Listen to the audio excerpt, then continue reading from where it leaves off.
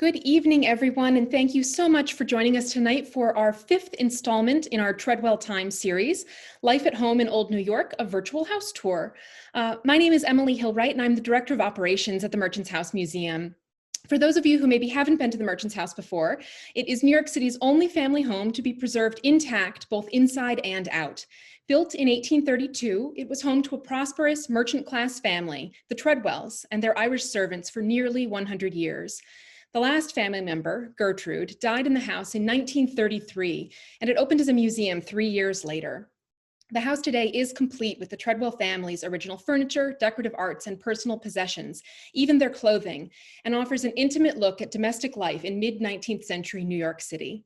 Find out more about the museum at our website, www.merchantshouse.org. During the presentation tonight, please feel free to use the Q&A feature at the bottom of your screen to ask any questions. We will have a short Q&A at the end of tonight's tour.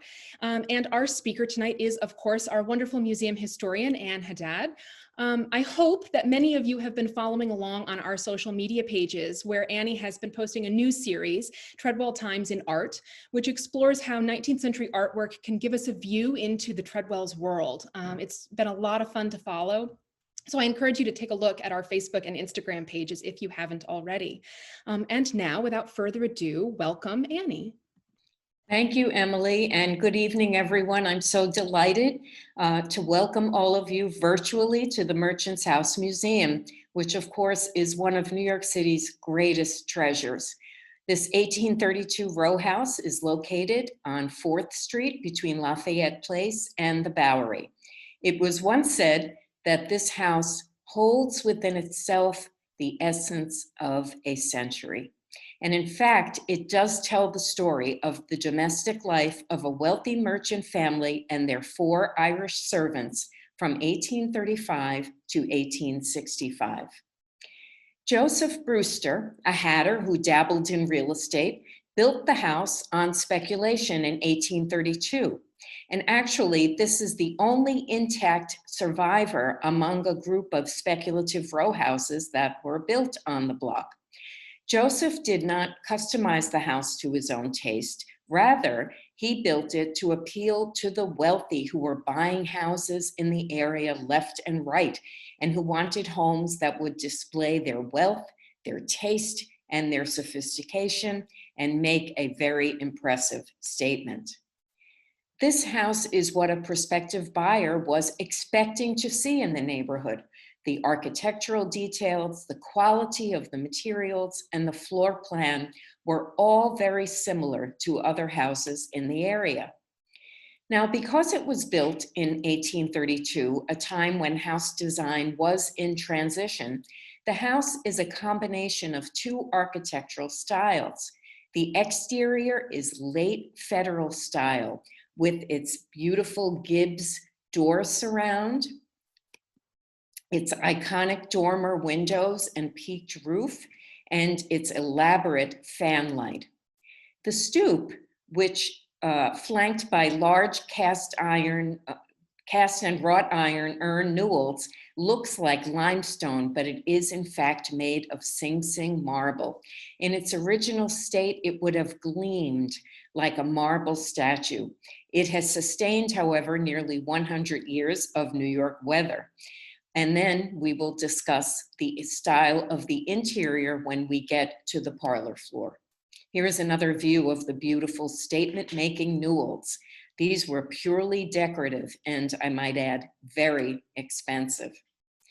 In 1835, 3 years after Brewster built the house, it was purchased by Seabury Tredwell for the hefty price of $18,000. Seabury was born in 1780 on Long Island and came to New York City sometime around 1800 to make his fortune. He established a hardware business on Pearl Street and became enormously successful. Seabury was one of the early merchant princes of New York City. He made his fortune selling metal imports from England, everything from nails and spoons to guns and shovels and large cast steel pieces. During his working years, Seabury lived with his family on Day Street, where the World Financial Center is located today. Seabury retired at the age of 55. He was that successful. He was able to retire that early. And he moved with his wife, Eliza Parker Tredwell, whom he had married in 1820, and his 7 children up to 4th Street. His oldest daughter, Elizabeth, was a teenager at the time, and his youngest, Sarah, was an infant. And then 5 years later, in 1840, the heroine of our story is born on 4th Street. And her name was Gertrude Tredwell, and she was the Tredwells' last child. Gertrude never married, and she lived her entire life in this house. She died in 1933 at the age of 92. So that means that the Tredwell family had lived in the house for nearly 100 years. And I call Gertrude the heroine because out of a desire to keep the house exactly as Papa would have wanted it, Gertrude changed very little. Hence, everything you see or you are about to see is due to Gertrude and her reluctance to change. Now, soon after Gertrude passed away, her distant cousin, George Chapman, whom I like to call the hero of the story, heard that her surviving niece, Lily Nichols, was auctioning off all the house's contents as she prepared to sell it. He came by to take a look, and what he saw when he crossed the threshold of this house was a living museum, and he vowed that he was going to turn it into one. 3 years later, in 1936, the museum opened as the Old Merchant's House. The Merchant's House today is a National Historic Landmark. In 1965, the house was the first structure to be granted landmark status by the newly formed Landmarks Preservation Commission. In 1981, the entire interior of the house was also landmarked, making it one of only 120 to be granted this status and one of only 6 residences. And this was due to the fact that it has remained intact with nearly 3,000 items that comprise the possessions of the Tredwells, including original furnishings, decorative arts, photographs, books, and clothing. So when I get to this point in my tour, I usually ask the visitors, why do you think Brewster opted to build a house where he did in 1832? Why did he pick 4th Street?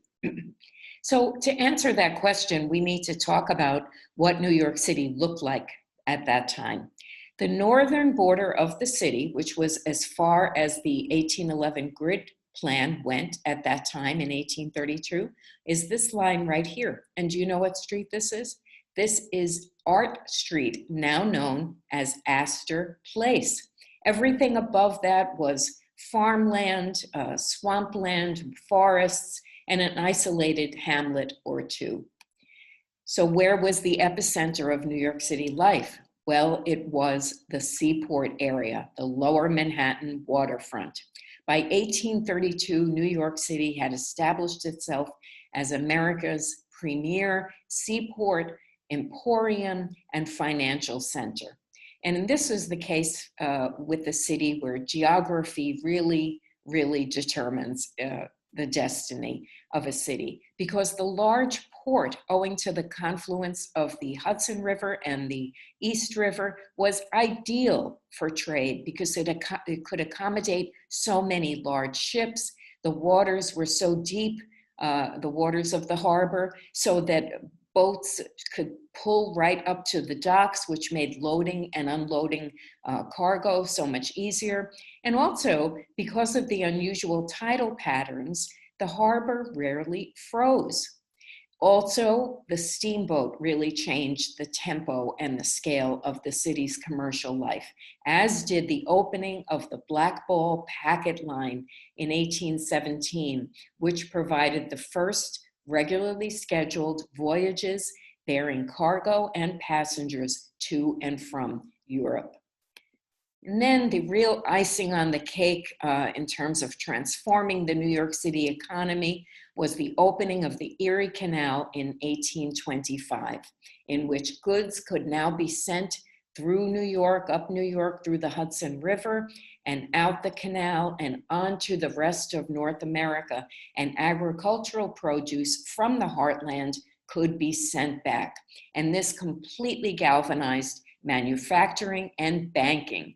Young men like Seabury Tredwell poured into the city, and they would make up this new merchant class. The population, with everyone pouring in, tripled over a 50-year period to an astounding 280,000 people by 1832. So the economy exploded, and New York City at that point was poised to become the commercial emporium in the world. But of course, the city's commercial growth had its downside. Because it was so congested, because of the population exploding, housing was very, very poorly constructed.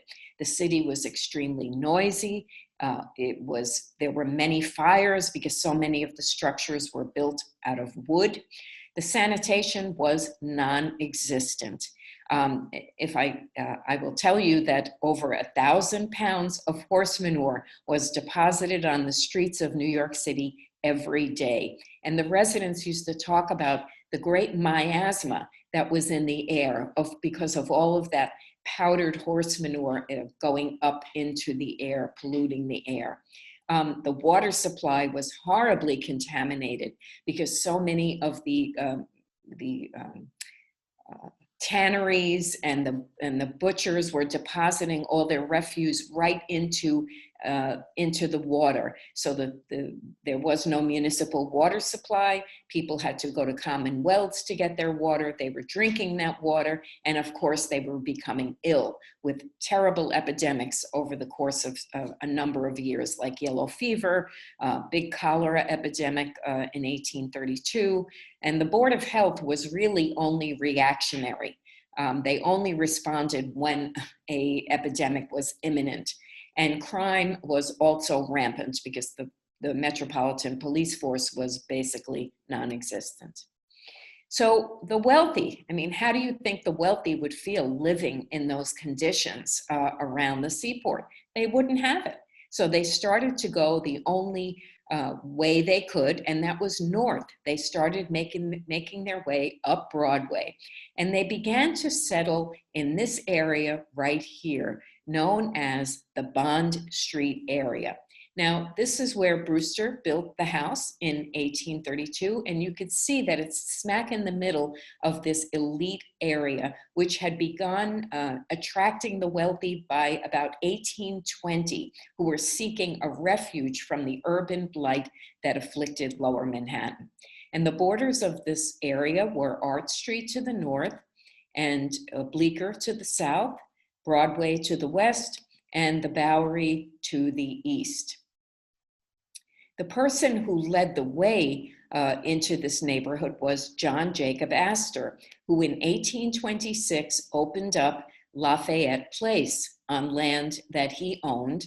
And later, in 1833, he opened the fabulous row of houses called Colonnade Row. It was 9 row houses that are fronted with beautiful Corinthian columns. They are still there. If you haven't seen them, I urge you to go and take a look. Right now, there are only 4 left, so see them while you can.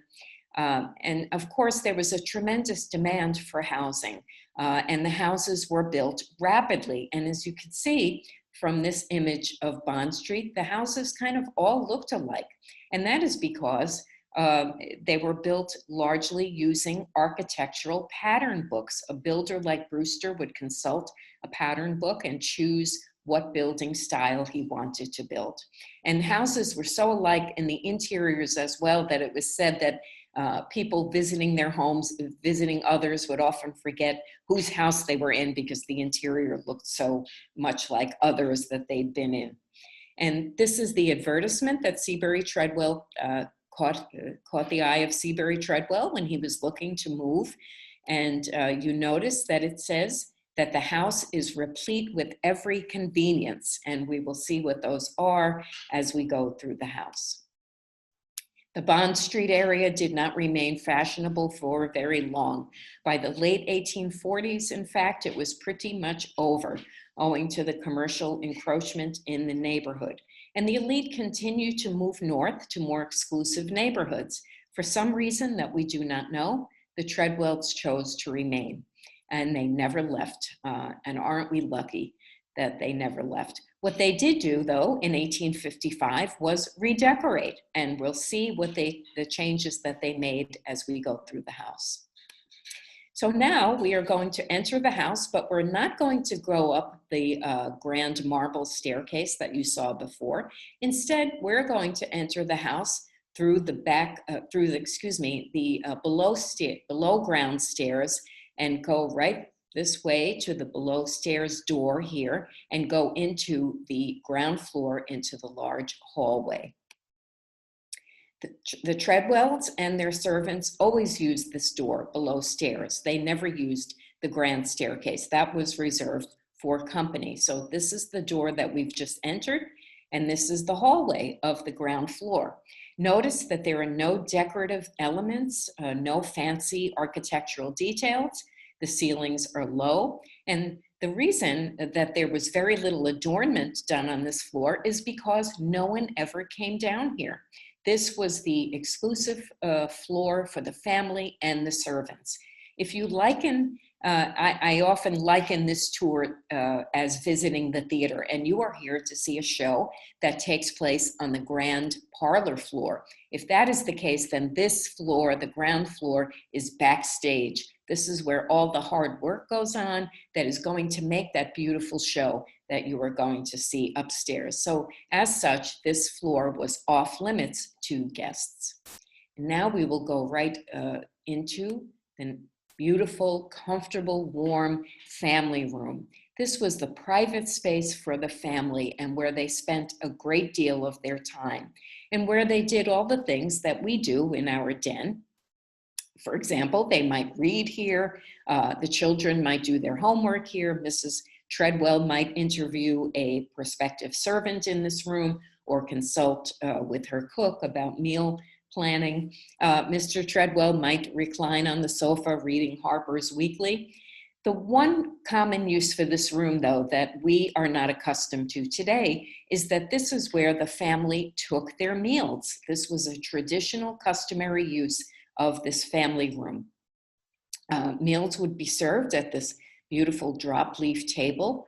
And at one point in the 1850s, there were 18 people living in this house. So I like to imagine that the family would gather around this table, but maybe they ate in shifts. Maybe the children ate first or ate earlier than the adults, and then went off to sleep, and then the family would take their meals here. The way we really know for certain that the family took their meals here is by this object. This is a plate warmer. The servants would bring the plates prior to dinner or prior to any meal and place them in this, and they would close the door, and the plates would be on these shelves, and the fireplace would be lit, and the warmth of the fireplace would heat up the plates, and then the servants would remove the plates and place them on the table. And how do we know that this was always here? Well, the feet of this plate warmer have actually indented the marble that it is sitting on. It has borne the weight of all those plates for nearly 100 years. Note that this room has low ceilings. There is not a lot of fancy decor. There are no ornate window treatments, and that is because this room was not used for entertaining. It is comfortable because it is a half-story below ground, so that means that it would be warmer in the winter and cooler in the summer. The Treadwells spent very little money in private areas that the public would not see. And it makes sense. Why spend money when no one is going to see the result of it? And because this was a lived-in home for nearly 100 years, there are many different furniture styles. That's one of the things I really love about the house. And they reflect the different phases of decorating for the Treadwells. The first is the furniture that they purchased when they were married in 1820 and lived on Day Street. from 1820 to 1835. And then they moved to 4th Street and they purchased another whole furniture piece, many more pieces of furniture. And then when they redecorated in 1855, they added to their furniture. So, for example, this lovely neoclassical Empire-style sofa, which came with them from their home on Day Street, was originally in one of the parlors upstairs. But of course, it became, with time, outdated, and they moved it down to the family room where no one would see it. But of course, it is a stunning, stunning piece. Above the sofa hangs an engraving of George Washington and his generals by Alexander Hay Ritchie. George Washington was ubiquitous in 19th century life. He was America's first national hero. His image was everywhere, and his birthday, February 22nd, was celebrated with great fanfare in New York City. And by the way, George Washington is hanging in this room, but Seabury, it may interest you to know, came from a Loyalist family during the Revolution. If we face the opposite direction in the family room, we see 2 doors. To the right is a restroom that was converted from a large pantry when the house became a museum. And to the left is a door that takes us through a butler's pantry to the kitchen beyond, and that is where we will go next. Here we are in the kitchen. This was primarily a servant space. Now, this was the domain of the 4 Irish servants who worked for the Tredwells, and we know that they were predominantly Irish. We know that that the Tredwells, probably till the end of the 19th century, had 4 servants in their employ, and we know this from the federal and state census records. It was very common during this period to have Irish women working for you. And there were 4, and they each had a specific job to do. There was the cook and her assistant, or waitress, as she was sometimes called. There was a parlor maid, and there was a chambermaid, or sometimes called a 4th girl. And these women, who worked very, very hard, as you will see, had to be up at dawn because there was so much work for them to do before the family awakened. So the first thing the cook would do when she entered the dark and cold kitchen would be to light the beehive oven. This is a wood-burning oven, so she would put wood right into the interior. When the wood burned down to ash, she would sweep out the ash into a little receptacle right here, and that meant that the oven had achieved the desired temperature. The bricks would be glowing bright red, and that meant that it was now time to put the bread in for baking. As the bread, after the bread was done, then she would put in baked goods that required less heat. Now, you see here, this is an early picture of the house when it just had a coal burning, and a hearth, an open hearth cooking. And that is how cooking was done when the Tredwells first moved to 4th Street, over an open hearth. So it was very simple fare, simple soups and stews and roasted meats and food like that.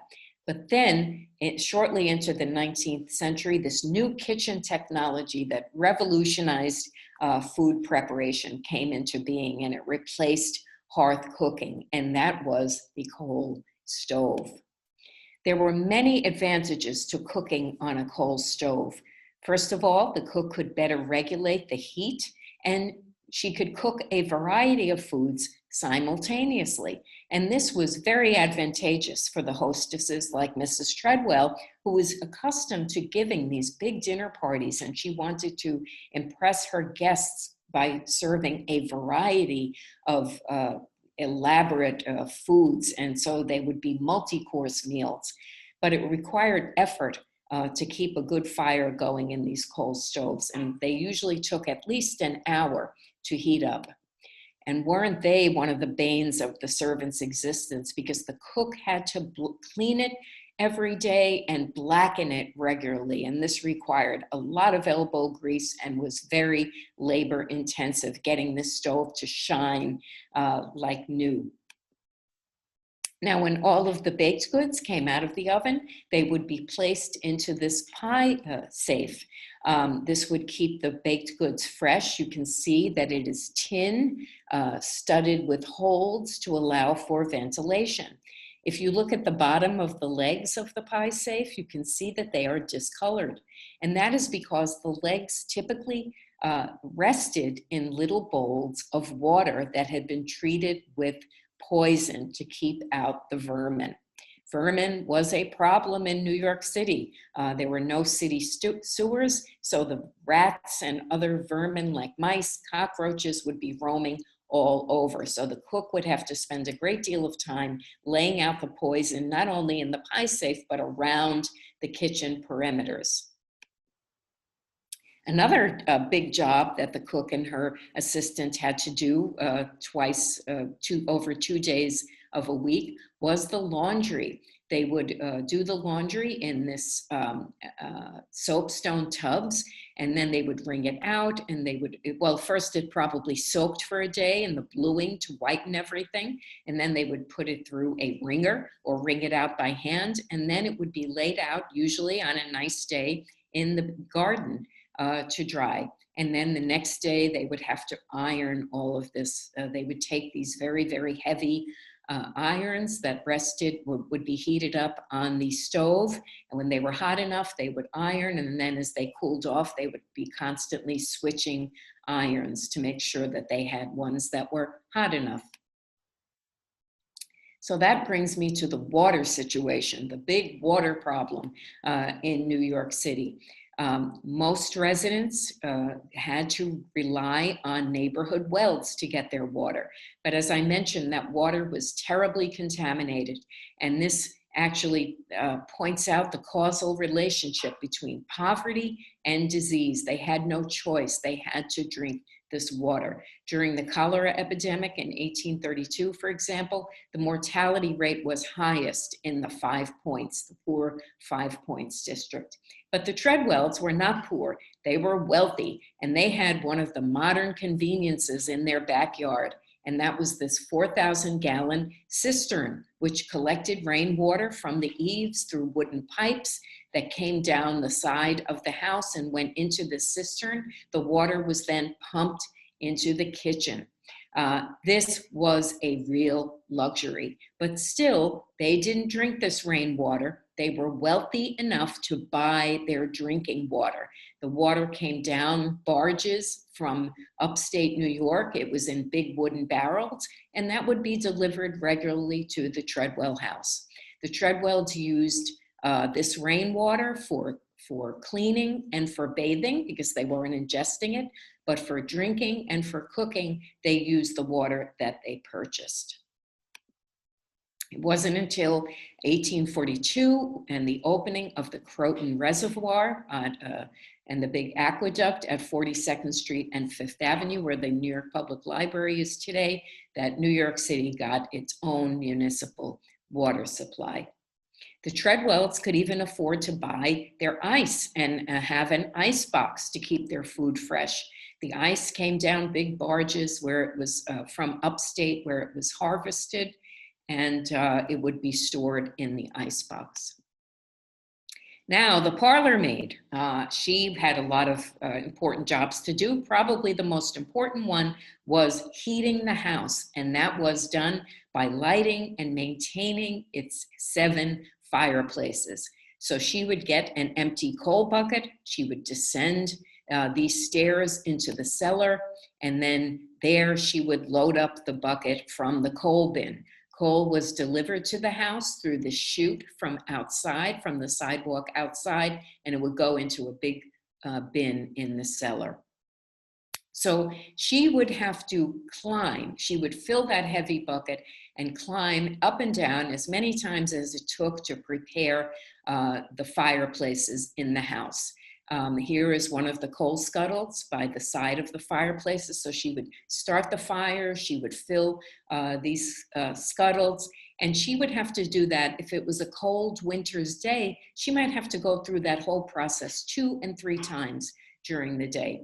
In addition, the parlor maid would be lugging up and down heavy laundry. If it was wet, they'd have to dry it upstairs on the top floor, dirty bedding, clean towels, clean sheet, up and down, back and forth, over 90 something steps that we've counted. So she had a very physically laborious job to do.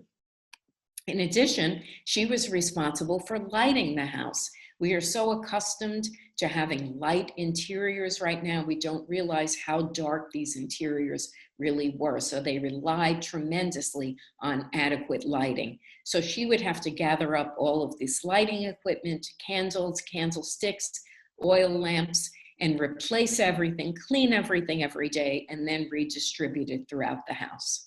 She also answered the bell, would probably have to sweep outside the stoop and the sidewalk and run errands, deliver messages, go to the post office, etc. The fourth girl, or chambermaid, had the job of probably making the beds, airing out the linens when the family was down for breakfast. And she also had the unfortunate task of having to empty and clean the commodes and chamber pots that would be probably full in the morning by taking them out to the privy, dumping the contents out there, and then scalding these pots and returning them to the bedrooms. Then, before you knew it, after about an hour, the call bells would start to ring, indicating that the family was awake and in need of assistance in their bedrooms. Now, what was wonderful about these call bells, you notice that they are not labeled. So they each had a different tone, and that is how the servants would know where they were needed. And what was wonderful about that was that the servant did not need to be literate to learn that. She simply had to learn it by hearing it. And also, if they were working in the kitchen, for example, they would hear the bell. They really didn't have to stop their work and look and see who was calling them. They knew by the sound of the bell that exactly where they needed to go.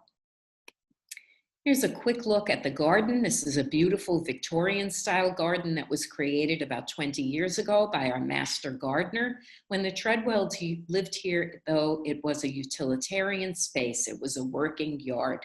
The laundry would have been laid out here in the garden, in the yard. The servants might have sat out here to do some of their chores. I don't think that the family spent a great deal of time out here. And the reason I doubt that is because back here in the back right-hand corner is where the privy was. So on a hot summer day, one can imagine the aromas wafting up from that privy. So I really doubt that it really was used as a pleasure garden. But the Tredwells were fortunate in that they had a whole yards of space between their house and the privy. Whereas if you were poor, chances are your house was right adjacent to the privy and, say, the tenements in later years. Now we are going to leave the ground floor and go up the stairs onto the parlor floor. And we are going to head right down this hallway into the vestibule, which we call the jewel box. And this is the first indoor space that the guests would see. And as a result, it needed to be statement making. And what you see as you cross the threshold, I talked about there were two styles of architecture in the house and how late Federal was the exterior. When you cross the threshold, you were in the land of pure Greek revival style. And this was a transitional space, and it sets the stage for the rest of the home's interior. And this space is speaking to you, and it is telling you that you are at the home of a wealthy family with excellent taste and with a very sophisticated lifestyle. Note the beautiful ornamental plaster of the ceiling and the gorgeous acanthus leaf fanlight. Note the faux marble. This is original to the house. It is plaster painted with the turkey feather to resemble Sienese marble. And the Treadwells did not pick faux marble because it was less expensive than regular marble. No, they picked it because it was very chic. It was very fashionable to have an artisan come into your home and do this work himself. And by the way, all of the plaster ornamentation that you're going to see throughout the house was made off-site, and it was made by pouring plaster into wooden molds. And when the plaster hardened, it was very, very carefully removed from the molds and then installed on site. And now we enter the very luxurious Greek Revival front parlor. And you see how different this is from the family room. It is a whole different mood, a whole different effect.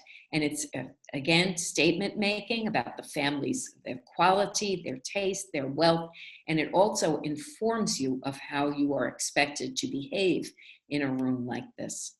And the double parlors face each other, of course, but here is an image showing them side by side to demonstrate how, when we talk about Greek Revival, we mean that its principles were balance and symmetry in all things. So one room would be a mirror image of the other. And you could see that here, how we have Ionic columns flanking the mahogany pocket doors.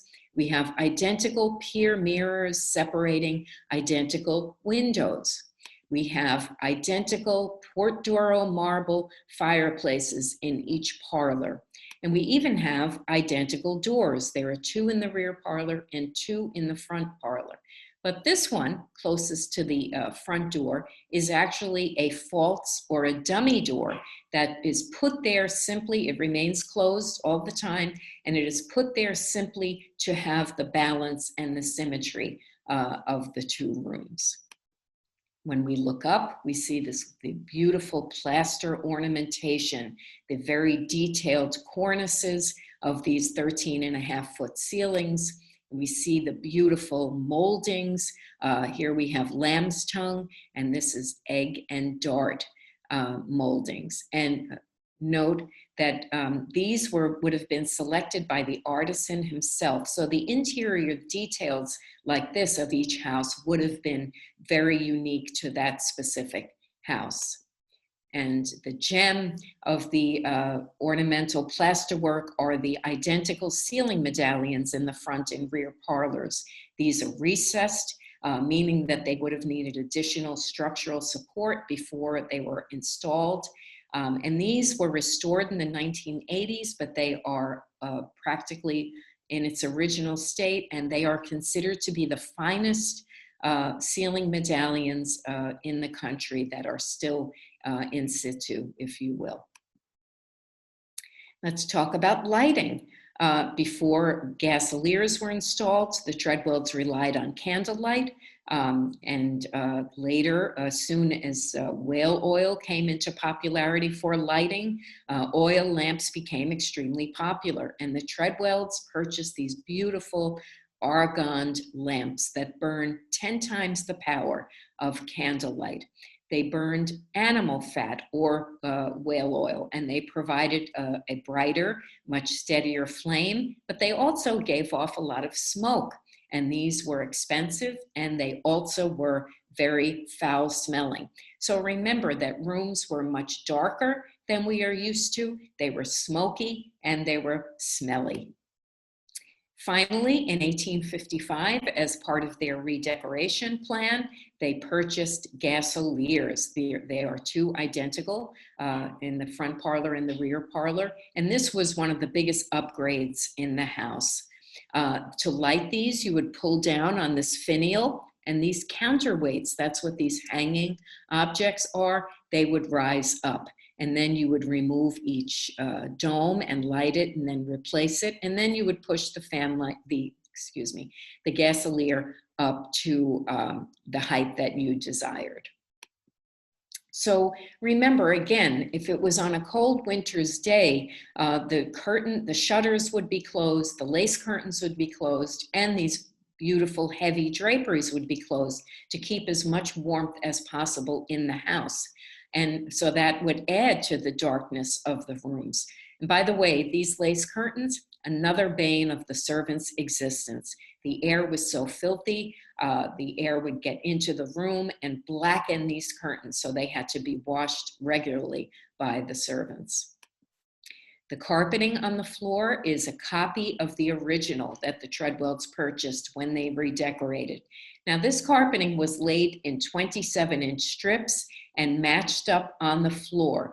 And that is the 19th century way of laying carpet before the advent of big broadloom.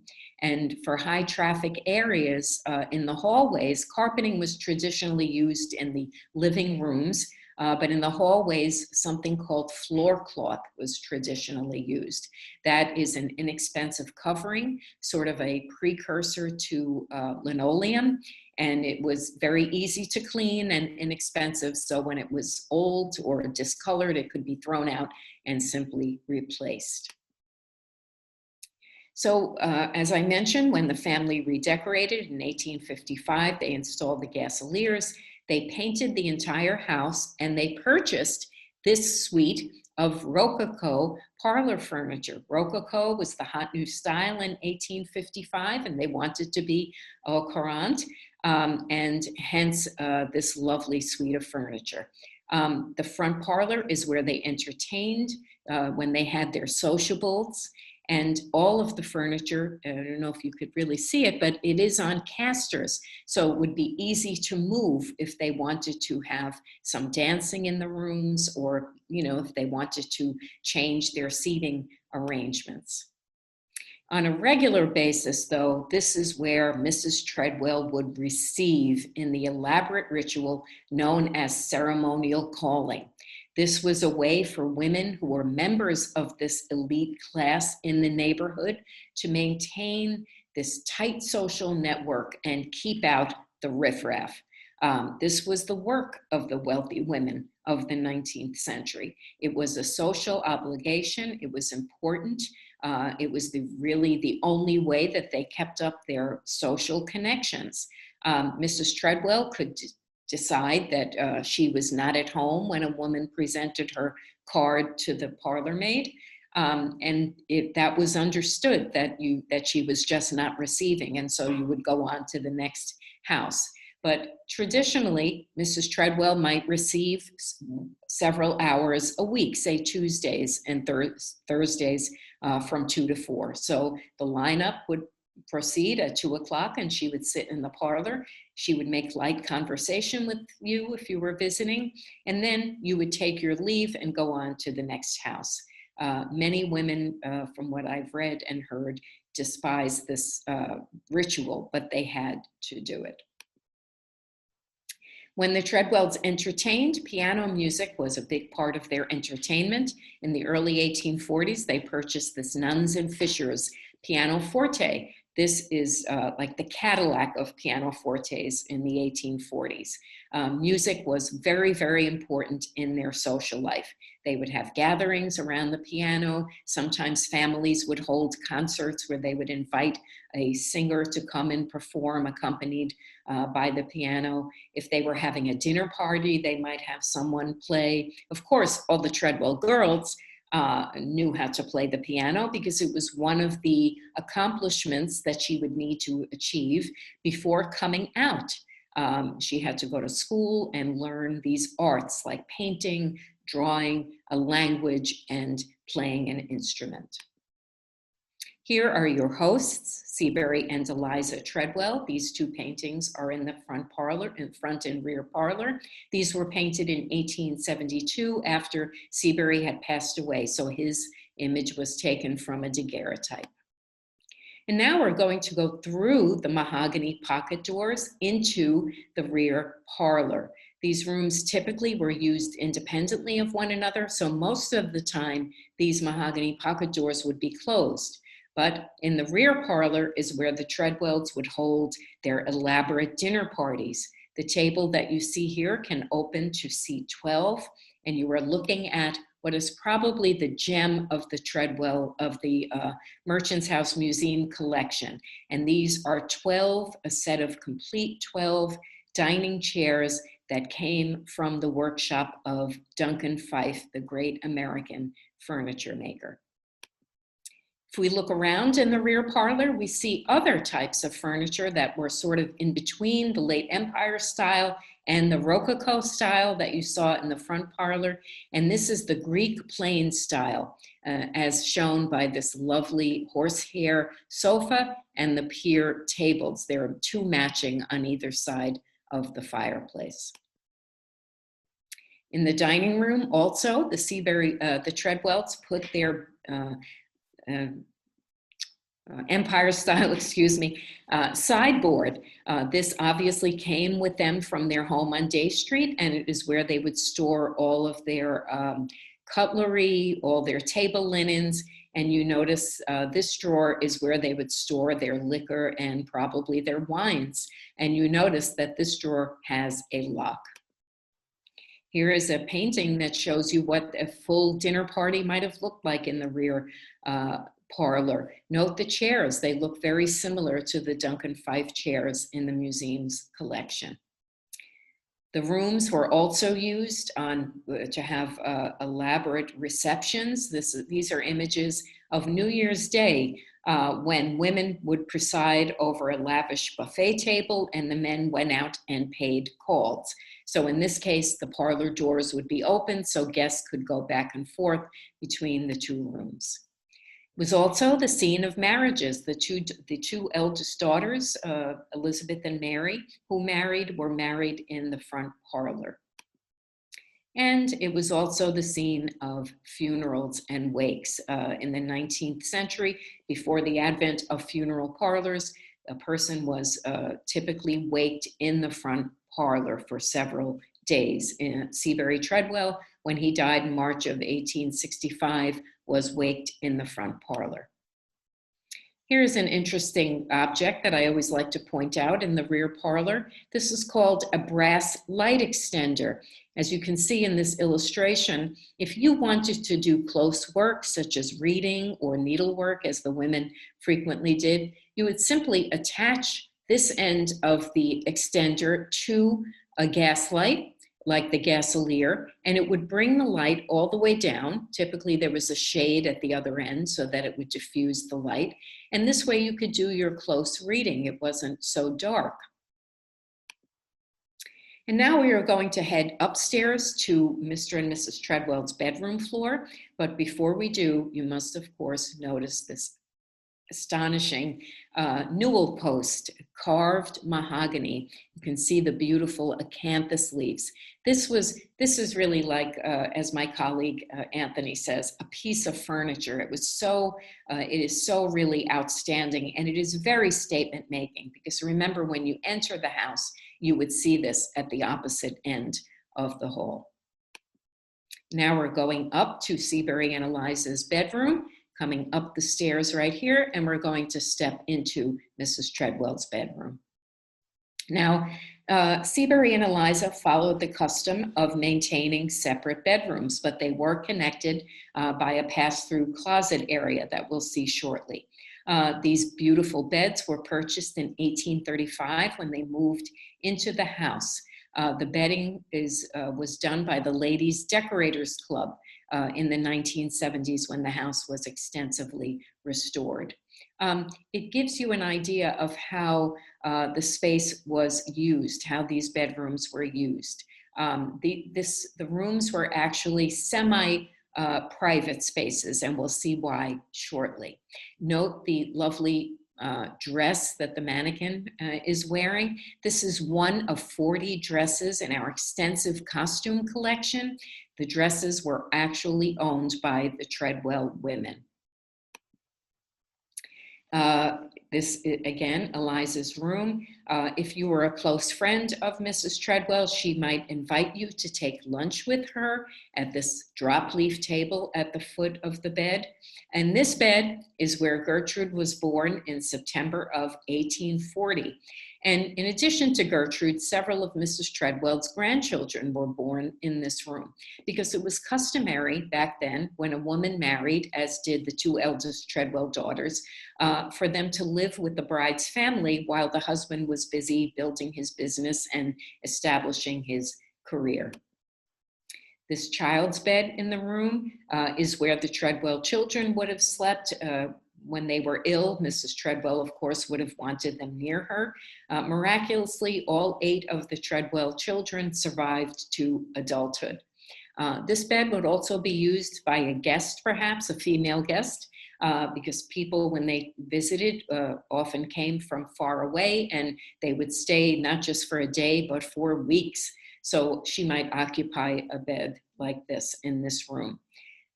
The hat tub on the floor, so-called because it looks like an inverted top hat, would have been where the Tredwells would bathe, probably about once a week. The servants would have to they would have to heat hot water up in big kettles down in the kitchen, and they would bring it all the way up here and pour it into the tub, and then you would sit here and bathe. Typically, you would not wash your hair.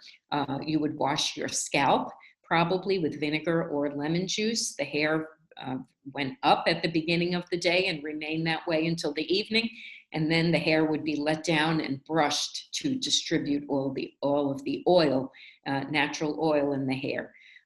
Soap was probably a big cake of Castile soap that was shaved off into the water.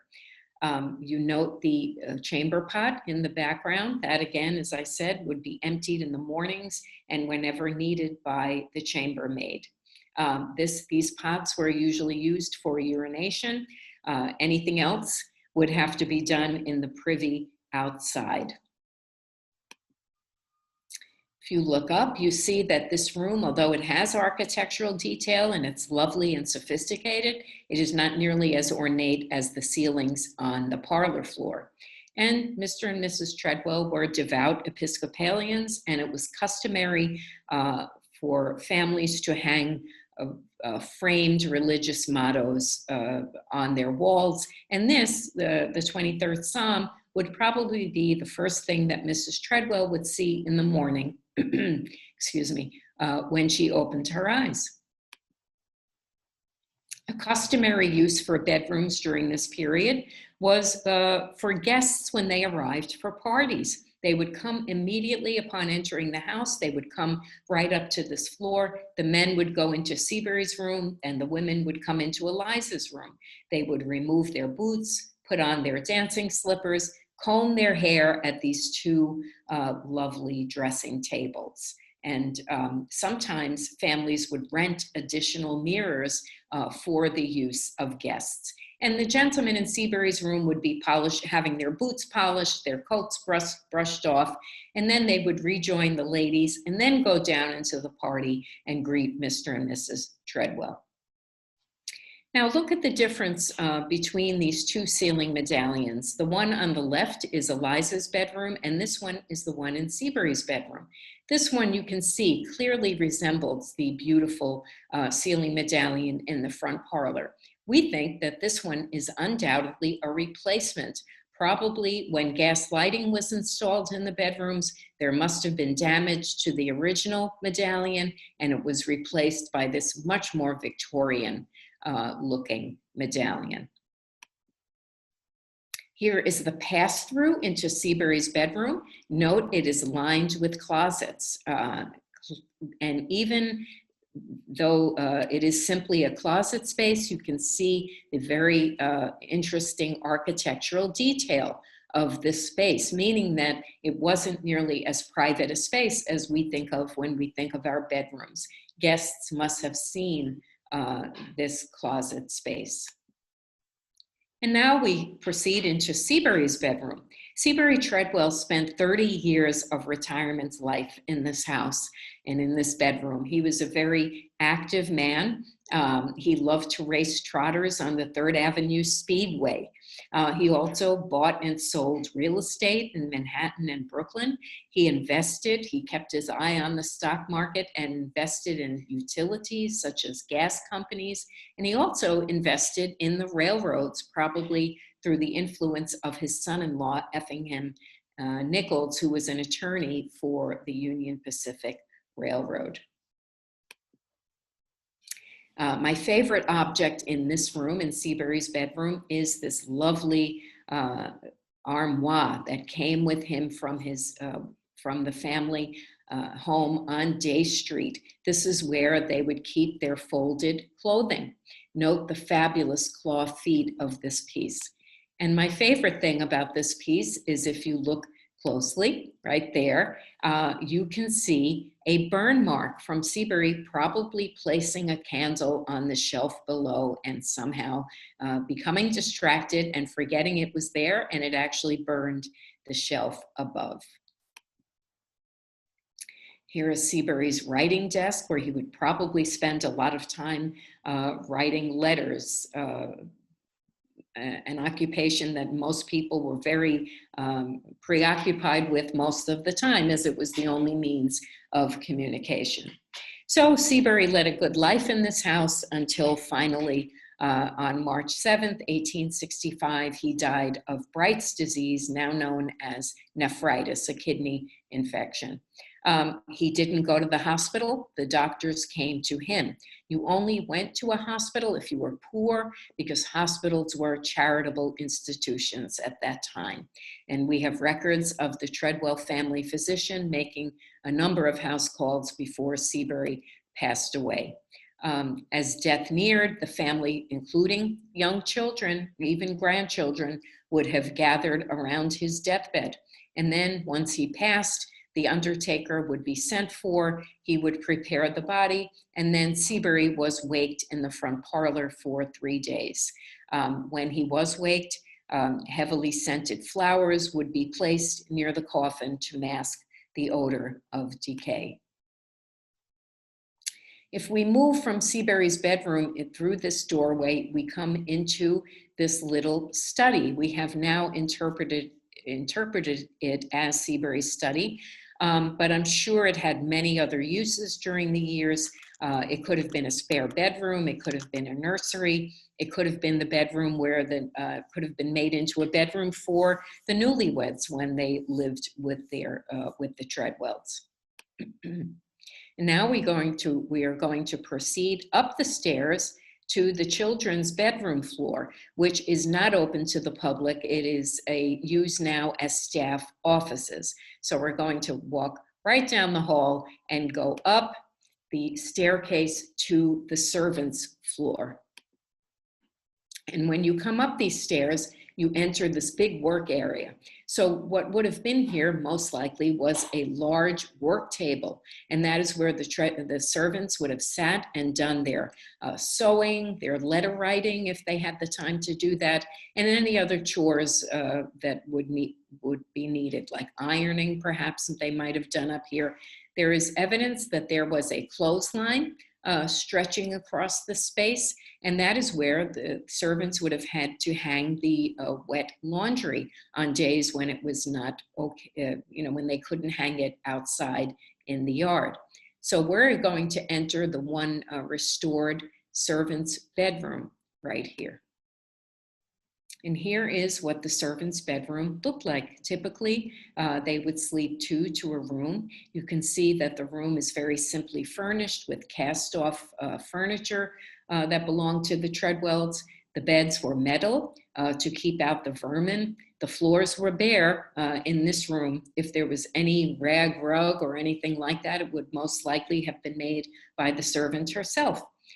There is a coal stove here, but in the first 10 years of this house's existence, there were no coal stoves on this floor. So you can imagine how very cold it would be up here in the harsh winter months. And also in the summer, it is extremely, extremely hot up here.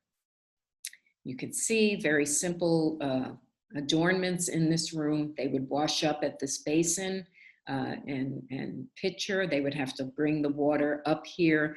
Very simple candlelight, very simple mirror.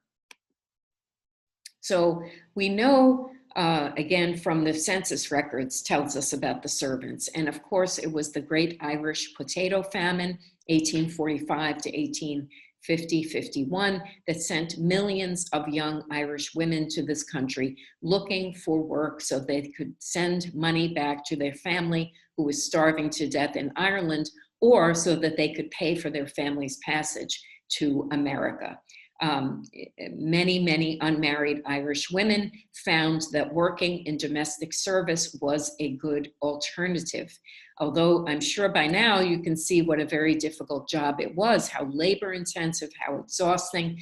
They worked, from dusk to dawn, taking care of the family. And also in the middle of the night, there is a bell on the top floor. If that bell rang at 2 in the morning because the Tredwells needed the physician, the servant would have to go and fetch the doctor.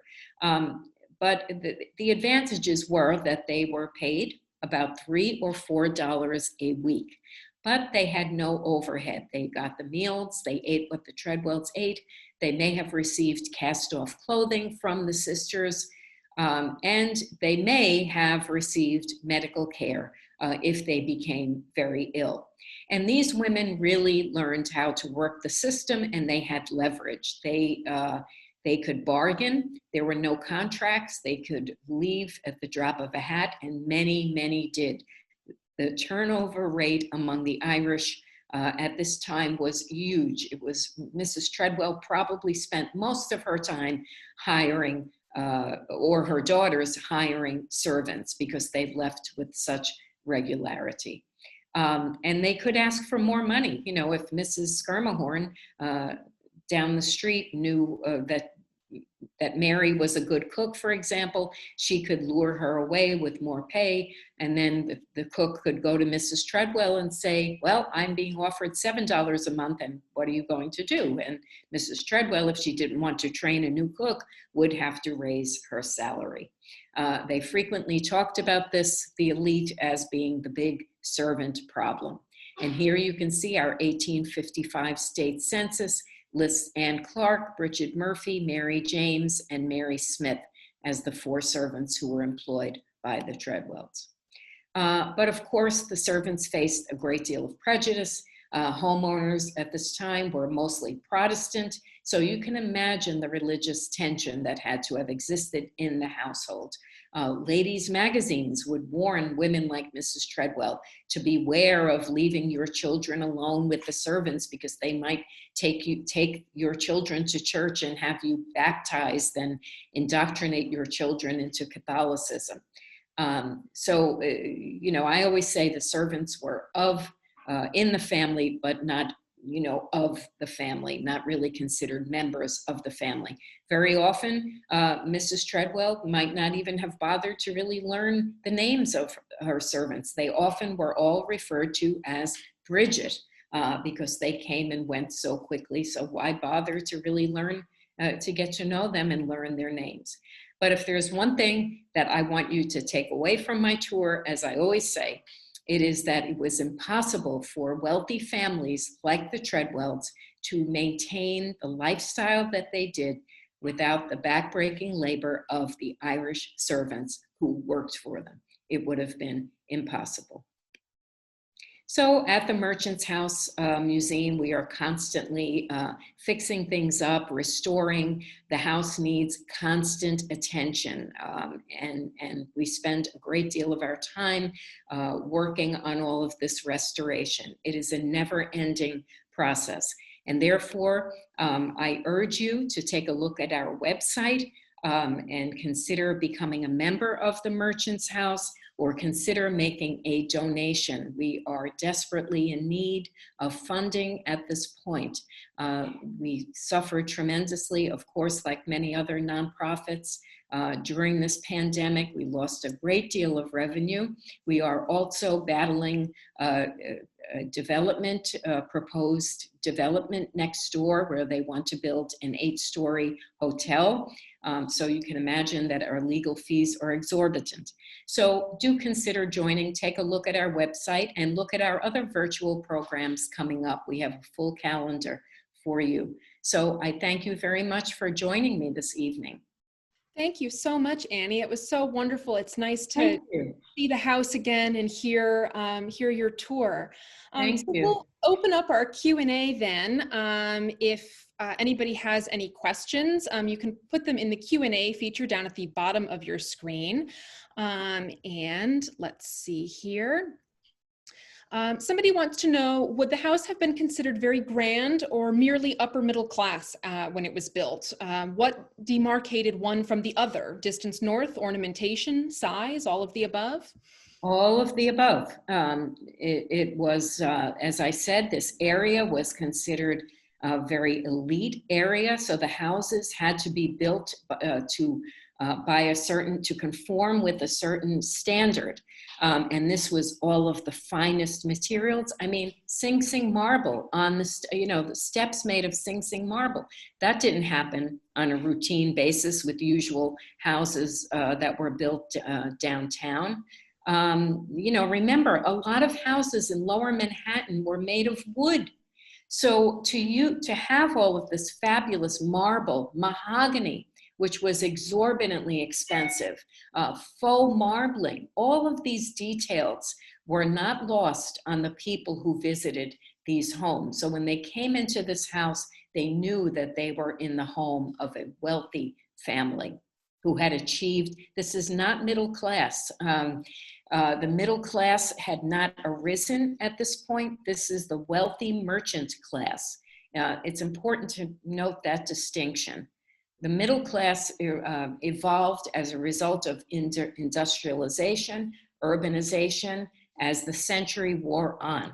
But in 1832, there were merchant class and there were poor people, basically. I hope that answers your question. Wonderful, thank you. Let's see, because you mentioned Sing Sing marble, I do want to just mention briefly, we had a question earlier that luckily Anthony Belov, our board member, was able to pop in the chat and answer, but I thought it might be interesting for people who maybe aren't monitoring the chat window.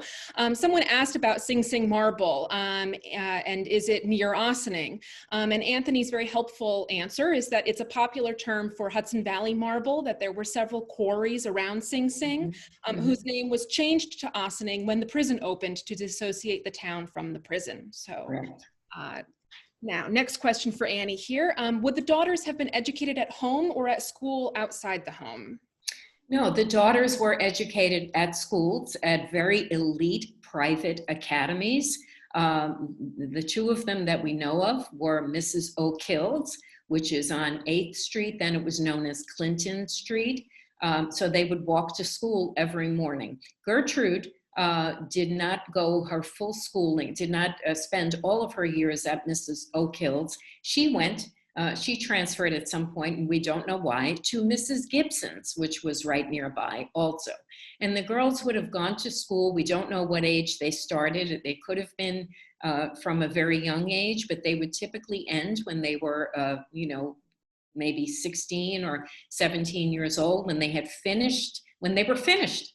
When their finishing was complete, when their schooling was done, when they had all of these lessons in painting and decorative arts and all of these things that I mentioned at an extra added cost, by the way, that did not come with the usual school tuition. So this was only for only wealthy families could afford to send their children, children to these schools. Horace, the elder son, we don't know about. We're not sure where he was educated. The younger son, Samuel Lennox, was educated at St. Paul's in College Point, Queens. And if you know about my blog at the Merchants House website, I did a blog about the schooling of the Tredwell children. So you might want to take a look at that. Yes, I'll put the blog, link to the blog in the chat right now for anybody who's interested. It's just at merchantshouse.org/blog. So very easy to find. Let's see, are there any other questions? I think we have reached the bottom of our questions. It was such a wonderfully informative tour. I'm not surprised that you already answered everyone's questions. Oh, someone must have something. So let's see.